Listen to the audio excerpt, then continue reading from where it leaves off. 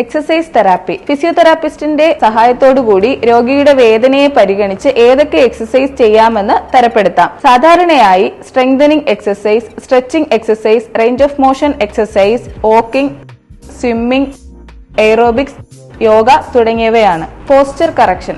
Long term ആയിട്ടുള്ള poor posture, soft tissues ആയിട്ടുള്ള ligaments, tendon, muscles, fascia തുടങ്ങിയവയ്ക്ക് strain ഉണ്ടാക്കുകയും ഇത് ക്രോണിക് പെയിന് കാരണമാവുകയും ചെയ്യുന്നു. അതിനാൽ പോസ്ചർ കറക്ഷൻ ഫിസിയോതെറാപ്പി ടെക്നിക്സിലൂടെ വേദനയെ കുറയ്ക്കുന്നു. കൃത്യമായ ഇടവേളകളിൽ സ്ട്രെച്ച് ചെയ്യുക, അതായത് കഴുത്ത്, ഷോൾഡർ, ബാക്ക്, കാഫ് മസിൽസ് തുടങ്ങിയവയ്ക്ക് സ്ട്രെച്ചിങ് കൊടുക്കുന്നതിലൂടെ പോസ്ചർ കറക്ഷൻ മെയിൻറ്റെയിൻ ചെയ്യാൻ കഴിയും.